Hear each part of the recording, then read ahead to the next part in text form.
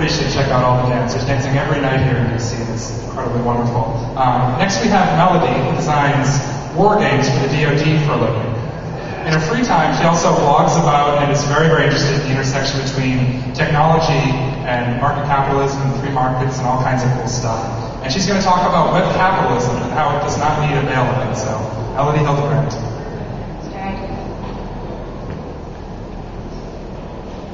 So free markets are under attack. We're currently experiencing not only a crisis of economics, but also a crisis of faith. And the immediate reaction is that more regulation, more oversight, more direct government intervention are necessary.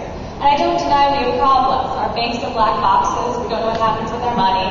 Too many middlemen has led to a lot of confusion and complexity, and we no longer trust the experts that we rely on. But the truth is, these are not problems that are inherent to free markets. And in fact, if we turn to the web, we can find examples of platforms that are not only avoiding these issues, but actually addressing them head on. So today I'm going to cover 3 types of platforms: peer-to-peer e-commerce, social lending, and prediction markets, to show how when these sites embrace the pure capitalist principles, they're actually able to demonstrate some unexpected benefits. So beginning with peer-to-peer e-commerce, I was able to, on Etsy, buy a set of handcrafted soaps directly from Lacey. And I may not know who Lacey is, but I know where these products are coming from, and I know exactly what's in them. And what I love about this site is that I am able to trust the products because of the strong self-policing community. And I'm not alone. Etsy is the fastest growing selling site on the web. And while this is a community for people who are passionate about things that are handmade, I think it's important to remember that it actually got there by first being a marketplace. And people are connecting over the buying and selling of goods. And this was the top trending topic on Twitter on April 21st. And the Etsy community, not the company, decided to spread the word about how much they love how Etsy is able to connect them to high quality goods while also supporting designers.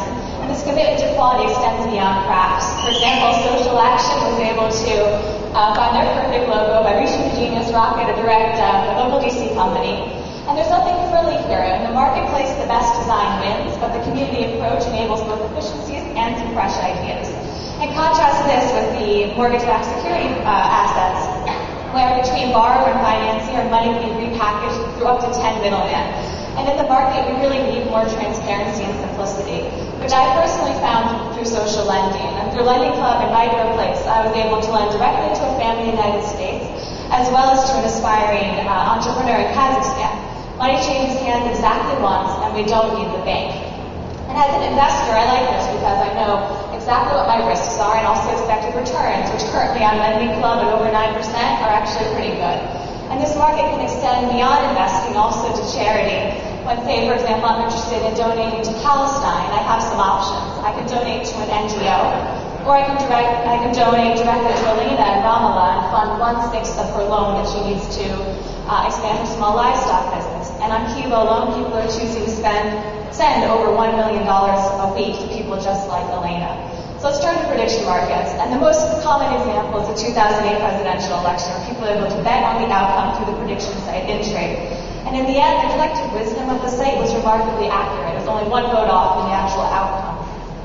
And prediction markets are able to generate accurate forecasts by adopting the basic principles of the stock market. Participants buy and sell contracts online about future outcomes, and the event's price is an indication of its probability.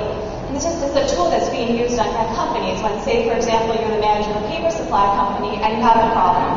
Your people are either incompetent, they're politically motivated, but you're not getting the truth. And what you want to know is what the salespeople who are actually interacting with the customers think, which is what HP did when they decided to create an internal prediction market about future printer sales.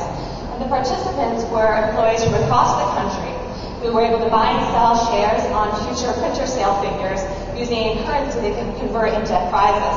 And in the end, their prediction was remarkably more accurate than the official forecast. And this may not be such a popular idea in the corporate and political world, where after all, CEOs and pundits are paid top dollar for their expertise, but who really wants to sort through those opinions anyway? So what have we seen today? The first thing is transparency. I know where my goods are coming from. Second of all, community. I can reach to a pool of talented people. Third, direct relationships. I reach out to Elena rather than to an NGO. And finally, bottom-up decision making. I can forget the experts. I can take charge of my own decisions or find collective wisdom. So what I tried to show today is that even in a time of question about free markets, there's some sites online that are really thriving, that are embracing these free market principles with two major benefits. One is the better direct connections we're able to reach with individuals for good products, and secondly, being able to have improved efficient decision making. I have a lot of interest in capitalism.